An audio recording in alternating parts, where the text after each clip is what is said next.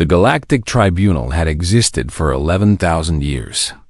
It ruled over 400 different species across the stars. No one had ever questioned its power. No one had ever dared to try. High Arbiter Velos sat at the center of the great chamber. His body was made of living crystal, and light moved through him like water through glass. He was very old, older than most stars in this part of the galaxy. Around him sat 11 other judges, each one representing a major species of the coalition. Today, they would decide the fate of a small blue world called Earth. Fleet Commander Torres uncoiled his serpentine body and rose to speak. His scales were dark green, and his eyes held no warmth. He had destroyed 17 worlds in his career. To him, this was simply another day of work. "The evidence is clear," Torres announced. His voice echoed through the chamber like thunder. Species 7291, who call themselves humans, have developed nuclear weapons. They have sent machines into orbit around their planet. They are now building artificial minds. They have reached threat classification Omega. The chamber became very quiet. Every being present knew what Omega meant. It meant death. Complete and total death for an entire species. Ambassador Keela raised her webbed hand. She was from the Muladar, a peaceful race that lived in the oceans of their homeworld. Her skin was pale blue, and her large eyes were filled with concern. "Perhaps we should watch them longer," Keela suggested. "They have existed for only 200,000 years. In galactic terms, they are babies. They are still learning." Torres turned his cold eyes toward her. "Babies with nuclear bombs," he said. "The protocols are very clear. Any species that reaches Omega classification before achieving mental maturity must be eliminated. The Purge fleet is already waiting near their star system. They cannot see us. They do not even know we exist." Old Elder Morath, the historian of the tribunal, leaned forward. He had studied more than 17,000 civilizations in his lifetime. His gray skin was covered with wrinkles, and his 4 eyes blinked slowly as he thought. "What do we know of these humans?" Morath asked. "Beyond their weapons?" Torres waved his hand, and a holographic display appeared in the center of the chamber. It showed images of human history: wars, bombs, cities burning, soldiers marching, mushroom clouds rising over destroyed landscapes. "They are violent," Torres said simply. "They kill each other constantly. They destroy their own planet. They are exactly the type of species the Omega protocols were designed to stop. If we let them develop further, they will eventually reach the stars. And then they will bring their violence to us all." Keela wanted to argue, but she had no evidence to present. The images spoke for themselves. Humans did seem violent. Dangerously so. High Arbiter Velos raised his crystalline hand, and the chamber fell silent. When he spoke, his voice rang like bells. "The evidence has been presented. The verdict is clear. Species 7291 is hereby condemned under Omega Protocol 7. Purification will begin in 30 rotations. It was done." Earth had been sentenced to death, and its people would never even know why. Far below the main chamber, in a small monitoring station, a young analyst named Una watched everything on her screen. She was Lyriath, a species that had been rescued from a dying world by the Coalition 300 years ago. Her people owed everything to the tribunal. She had always believed in its wisdom, but something was wrong. She could feel it. Una had spent the last several months studying Earth's transmissions. Radio waves, television broadcasts, digital signals. Humans did not know it, but every sound and image they sent into space was being captured and recorded by Coalition sensors. The prosecution had shown only the bad parts, the wars and the weapons. But Una had seen other things too. She had seen humans making music. Strange, beautiful sounds that served no practical purpose, but somehow made her feel things she could not explain. She had seen humans painting pictures and telling stories. She had seen them crying at funerals and laughing at weddings. She had seen a mother holding her sick child through the night, singing softly until the sun came up. She had seen an old man giving his food to a stranger on the street. She had seen young people marching and demanding that their leaders protect their planet. Were these the actions of mindless, violent creatures? Yuna looked at her screen. The death sentence had been passed. In 30 days, the Purge Fleet would release its weapons, and every human on Earth would die. 7 billion lives ended in an instant. Children who had never hurt anyone. Artists who only wanted to create beauty. Doctors who spent their lives healing others. All of them would burn because of a protocol written 11,000 years ago.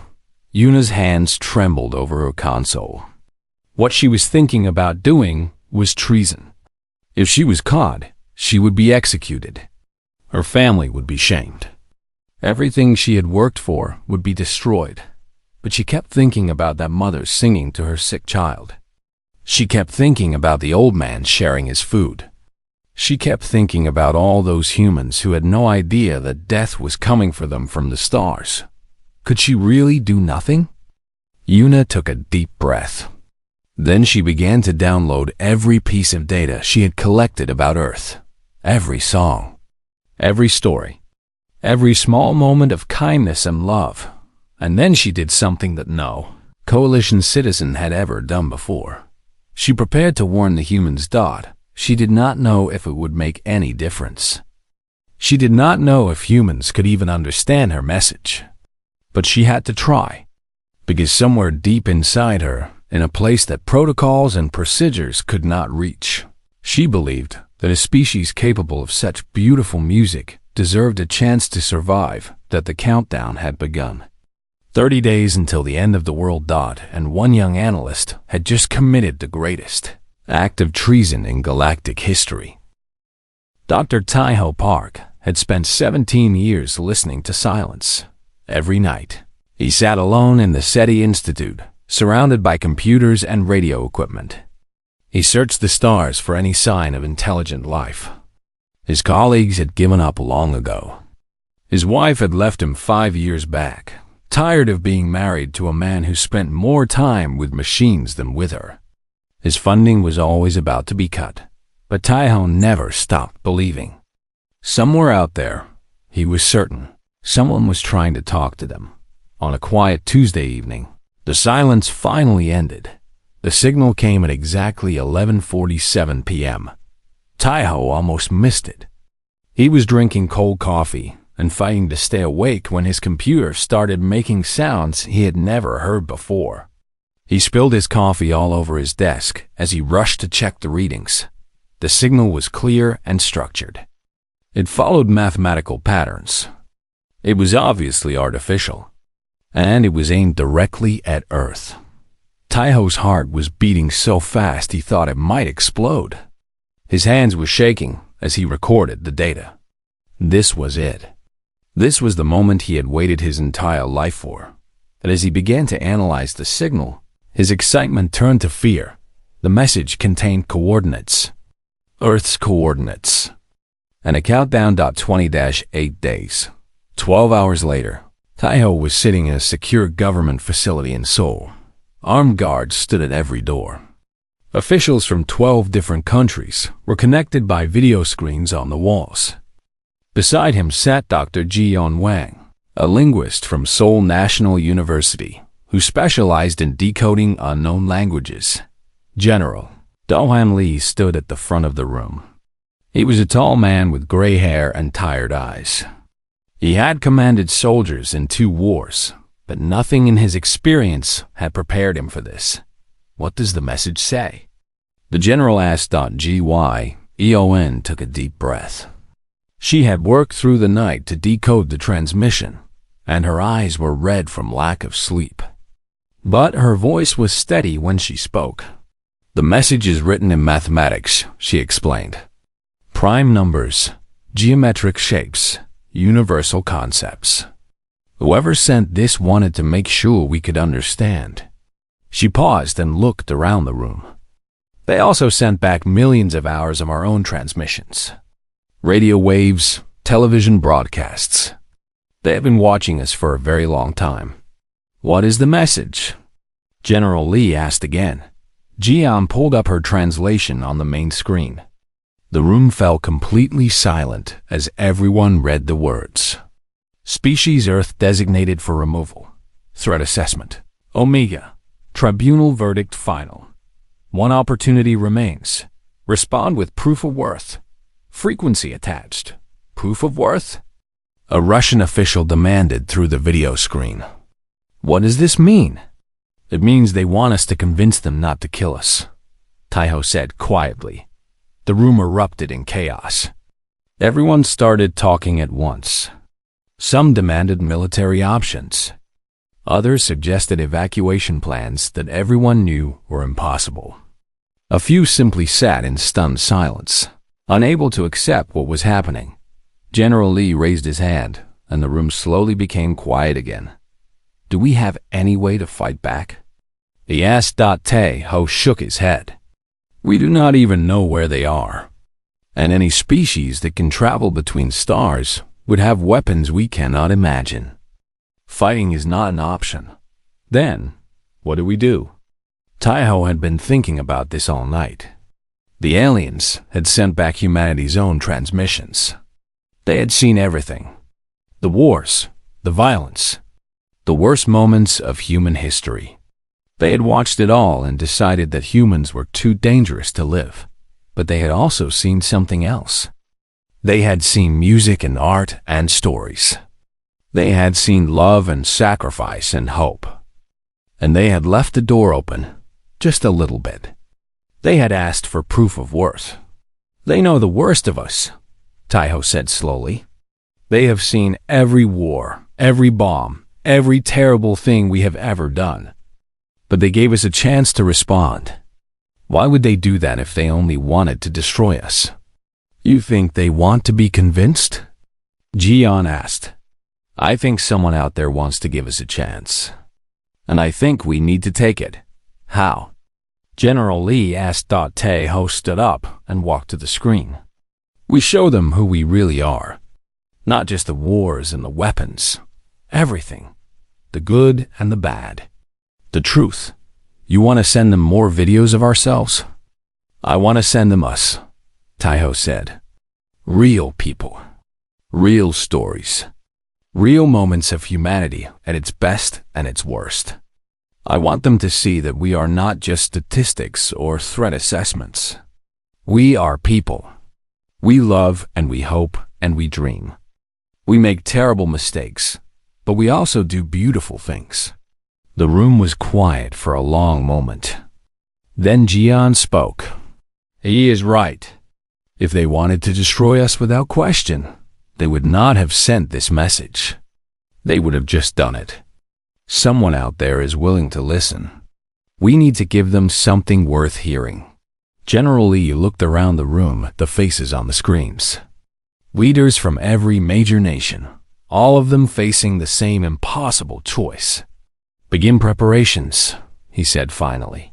We will send a response. In Seoul, a young musician named Yoon Soo Choi received a phone call that would change her life. In Bizin, government officials visited an 83-year-old woman named Yoonji and asked her to share her story. Across the world, humanity began to gather its response.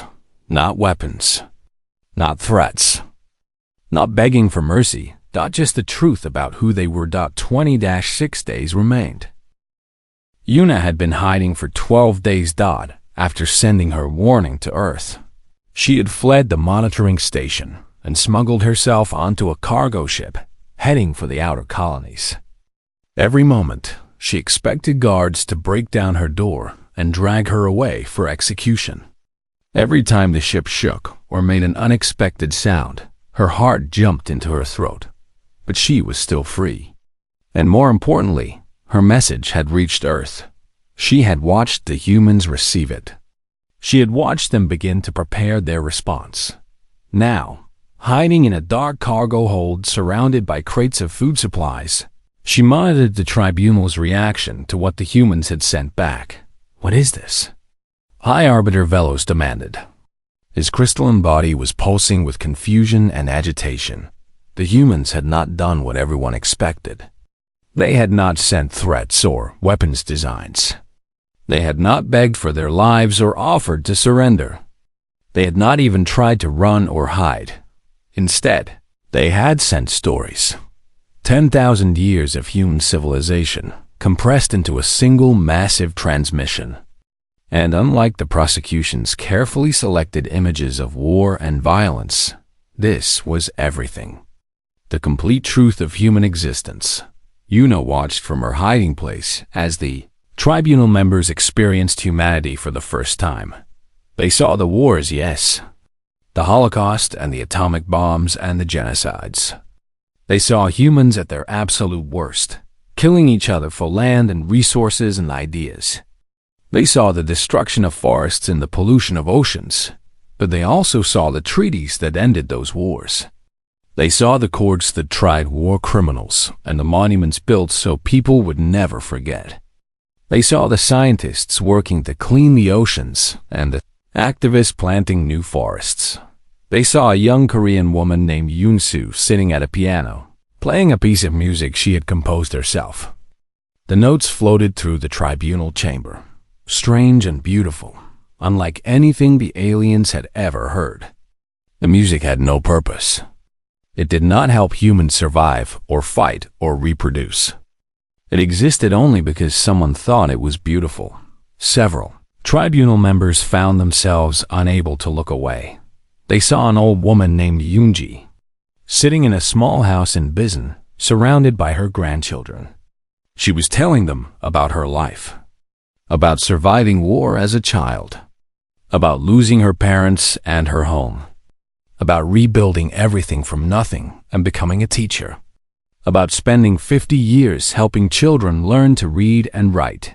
And then she sang a simple Korean folk song, a lullaby about stars and homecoming and hope.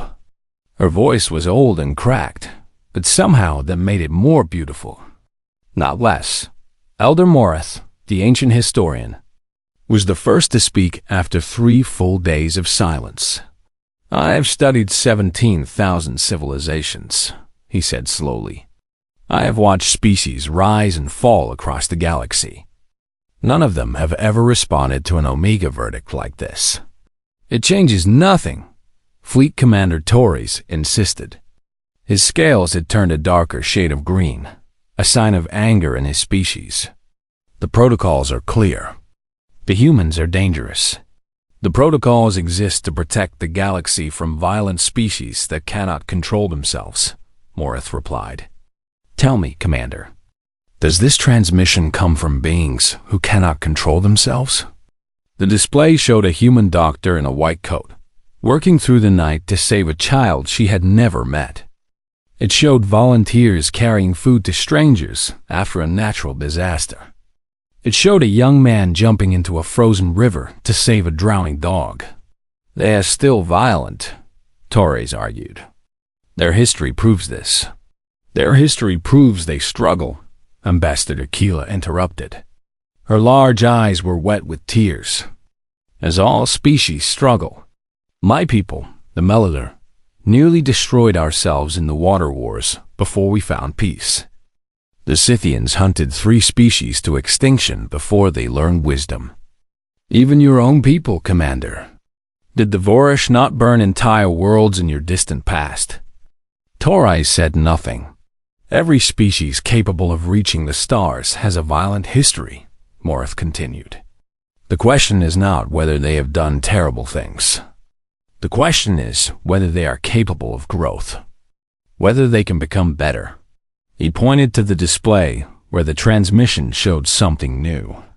Humans from different countries, different races, different religions, all working together on a single project. The International Space Station, floating in orbit above their world. A symbol of cooperation in a species known for conflict. "They fight each other," Morith said. But they also find ways to work together. They destroy, but they also build. They hate, but they also love. This is not a simple species. This is a species at war with itself, struggling to become something better. High Arbiter Velos had been silent throughout the debate. Now he raised his crystalline hand. The transmission has moved many of us, he admitted.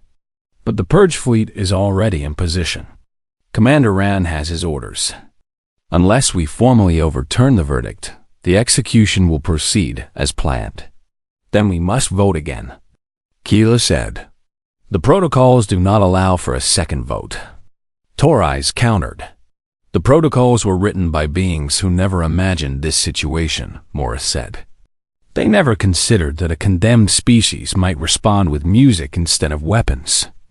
In the cargo hold of the supply ship, Una watched and prayed. The debate could go either way. Some members seemed moved by the human transmission. Others remained convinced that the protocols must be followed. And meanwhile, the countdown continued. 18 days remained until the Purge. Fleet would destroy Earth Dot and on the bridge of the fleet's flagship. Supreme Commander Ran had already made his decision. The tribunal could debate all they wanted. He had received his orders, and he intended to follow them. In his mind, the humans were already dead. The second transmission arrived on a rainy morning in Seoul. Dr. Taiho Park was standing by the window, watching drops of water run down the glass. He had not slept in 3 days. None of them had. The whole world was waiting for a response that might never come. When his computer started beeping, he almost fell over his own feet running to check it. This message was different from the first one. It was personal, and it was addressed directly to him. Dr. Park. My name is Una. I am the one who warned you. The tribunal is debating, but they are running out of time. The Purge Fleet Commander will not wait.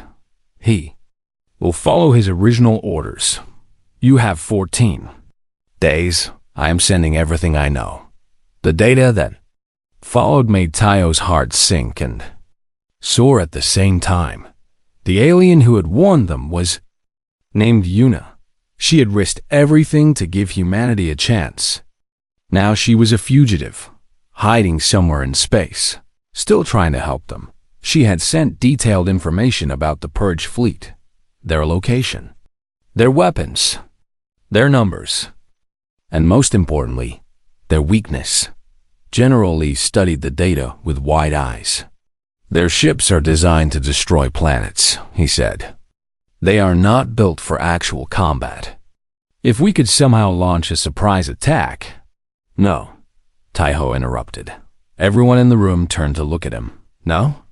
General Lee repeated. Doctor, this is our chance. We might actually be able to fight back and prove them, right? Taiho asked. Show them that when humans are threatened, we reach for weapons? That is exactly what they expect. That is what every dangerous species has done throughout their history. Jian understood immediately. We need to do something they have never seen before. Exactly. Taiho walked to the main screen and pulled up a map showing the Purge fleet's position. They were close enough that their energy readings could be detected from Earth with the right equipment. We can boost our transmission signal, he explained. Send it directly to those ships. Not to attack them, to communicate with them. You want to talk to the beings who are coming to kill us? General Lee asked. I want to show them who they are killing, Taiho replied. Every single person on this planet. Every child learning to walk. Every grandmother singing to her grandchildren. Every artist and farmer and teacher and doctor. Not numbers. Not threat assessments. Real people with real lives. The room was silent. It is insane, General Lee said finally. Yes, Taiho agreed. But everything else has already been tried by other species facing extinction. And they all died anyway. Maybe insane is exactly what we need. The Global Broadcast Initiative launched 3 days later. Every country on Earth participated. Every television station, every radio tower, every satellite, all of them combined into a single massive transmission, aimed directly at the approaching fleet. 7 billion humans contributed. Each one recorded a moment of their life. A father in Argentina teaching his daughter to ride a bicycle for the first time. A surgeon in Nigeria saving a child who had been born with a damaged heart. A monk in Tibet sitting quietly in morning meditation. A young couple in France getting married in a small church, surrounded by friends and family. And in Seoul, Yoon Soo Choi performed the piece she had composed for this moment. She called it Our Answer. It was a symphony that wove together melodies from every human culture on Earth. African drums and Chinese strings. Indian ragas and Irish folk songs. Korean traditional music and American jazz. All of it combined into something new and beautiful. Grandmother Yoonji appeared near the end of the transmission. She sat in her small house in Bizen, the same house where she had raised her children and grandchildren. The same house where she had taught hundreds of students over 50 years. She did not make a speech. She did not beg for mercy or explain human philosophy. She simply sang the same folk song she had sung all her life. A lullaby about starlight and waiting for loved ones to return home that her old voice carried across space, through the void between stars, all the way to the bridge of the Purge fleet. Commander Ran watched the transmission with growing anger. He was a soldier. He had destroyed 17 worlds in his career, and he had never once hesitated. The protocols existed for a reason. Dangerous species had to be eliminated before they could threaten a piece of the galaxy. But his crew was watching too, and he could see that something was changing in their eyes. Turn it off, Ran ordered. No one moved. I said turn it off. His second-in-command, Lieutenant Kira, looked at him with an expression he had never seen before. Sir, she whispered, they are not what we were told. They are a threat. The tribunal has spoken. The tribunal saw statistics and weapon counts. They did not see this. Kira pointed at the screen, where the transmission showed children playing in a park, laughing and chasing each other under a bright sun. These are not monsters, Commander. These are people. People who will eventually develop the technology to threaten our worlds, Ran insisted. Maybe. Or maybe they will become something wonderful. We do not know. We cannot know. But if we destroy them now, we will never find out. Ran stared at the screen. The transmission had moved to a hospital ward, where human doctors and nurses worked around the clock to save lives. No payment was expected. No reward was offered. They simply helped because other humans were suffering. He thought about his orders. He thought about the 17 worlds he had already destroyed. He thought about what it would mean to add one more. And for the first time in his long career, Commander Ran hesitated. The countdown continued. 11 days remained.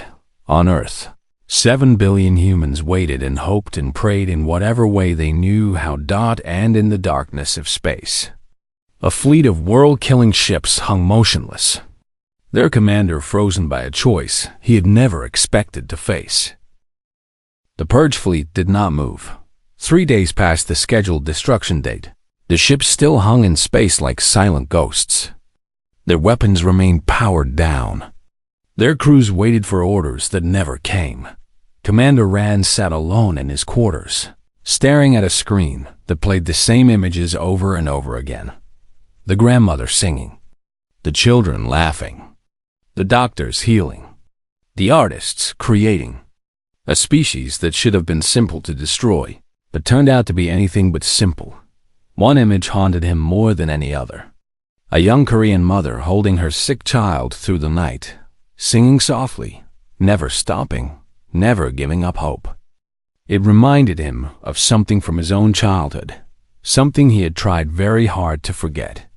The door to his quarters opened. Lieutenant Kira stepped inside without asking permission. The tribunal has issued a new ruling, she announced. Rand did not look up. And the vote was 11-1. Only Commander Torres disagreed. Species Earth has been reclassified from Omega to pending observation. We are ordered to withdraw immediately. Now Rand looked up. What reason did they give? Kira allowed herself a small smile. High Arbiter Velos himself gave the deciding argument. He said that any species that responds to destruction with music deserves the chance to be understood. Rand was quiet for a long moment. Then he laughed. It was a strange sound, rusty from lack of use. Music, he said. We were going to destroy them, and they responded with music. Yes, Commander. We have been doing this for 11,000 years. Judging species. Destroying the ones we consider dangerous. And no one ever responded like this before? No one. Rand stood up and walked to the window. Outside, the stars burned cold and eternal. Perhaps we have been doing this wrong, he said quietly. Perhaps we have destroyed wonders we never even knew existed. Perhaps, Kira agreed. But we did not destroy this one. There is still time to do things differently. On Earth. The news arrived at dawn in Korea. Dr. Taiho Park stood on the roof of the SETI facility. Watching the sun rise over Seoul, the city was just beginning to wake up. Cars moved through the streets below. People walked to work and school, going about their normal lives. They did not know yet. In a few hours, the whole world would learn that humanity had been sentenced to death and then saved. But for now, there was only the quiet peace of a new morning. Jian Wang stood beside him. She had not left his side since the crisis began, and she was not leaving now. We did it, she said softly. We actually did it. We showed them who we are, Taiho replied. The good and the bad. And somehow, it was enough. Do you think we made the right choice? Showing them everything? The wars, the hatred, all of it? Taiho watched the sunlight paint the buildings gold. I think we made the only choice. They were going to judge us either way. At least they judged the truth. A new transmission arrived later that day. Unlike the warnings and verdicts that had come before, this one was an invitation. Earth, we are listening. We have always been listening. Now we would like to speak. If you are willing, reply with your sunrise. The whole world debated who should send the response. Scientists argued for a mathematician who could speak in universal concepts. Politicians wanted a diplomat who understood negotiation. Military leaders suggested someone who could project strength. In the end, they chose Grandmother Yunji. She stood in a field outside Bizen as the sun rose over the mountains of her homeland. Cameras broadcast her image not just to Earth, but to 20 billion viewers across the galaxy. Species that had never seen a human before now watched as an old woman in traditional Korean dress stood waiting for the light. She did not give a speech about peace or cooperation. She did not explain human philosophy or promise that humanity would change. She did not beg for anything or offer anything. She simply did what she had done. Every morning for 83 years, she sang the same lullaby she had sung to her children and grandchildren. The same song that had comforted her through war and famine and loss. A simple melody about starlight and homecoming. About hope that never dies no matter how dark the night becomes. Her old voice carried across the void. In the great chamber of the Galactic Tribunal. Creatures who had never heard music before fell silent. Some wept, though they did not understand why.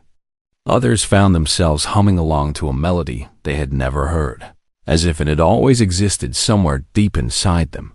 On 47 different worlds, children would eventually learn to sing that song.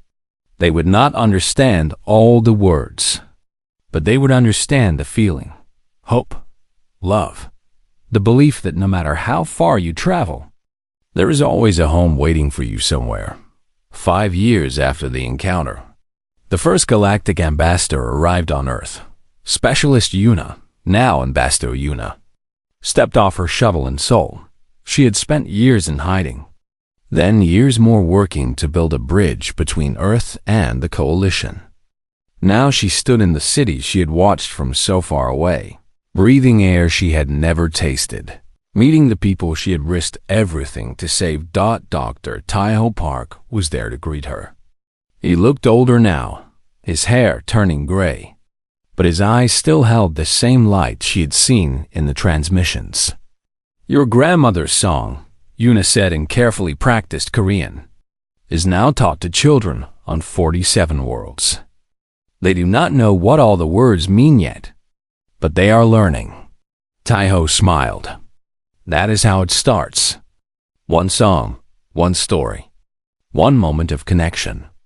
Behind them, the Seoul skyline had changed. New buildings reached toward the sky. Cultural exchange centers and translation academies, and the headquarters of the Terran diplomatic corps. Ships from other worlds now visited Earth regularly. Humans had joined the galactic community, but they had not earned their place through weapons or threats or conquest.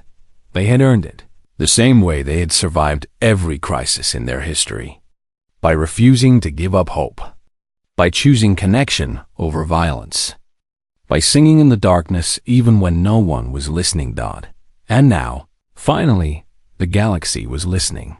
Yuna looked up at the sky, where stars were beginning to appear in the evening darkness. Somewhere up there, ships from 100 different species were traveling between worlds, carrying ideas and art and music that had never existed before humans joined the Coalition. "We were going to destroy you," she admitted quietly. "We thought you were dangerous." "We are dangerous," Taiho replied. "But we are also kind. We are violent, but we are also loving. We are everything, all at once. That is what it means to be human." Yuna nodded slowly. "I think I am beginning to understand." From somewhere in the city, a child's voice rose in song. It was the lullaby, the one grandmother Yoonji had sung on that morning when humanity's fate was decided. Other voices joined in, one by one, until the whole neighborhood was singing. A song about starlight and homecoming. Song about hope. A song that had saved the world.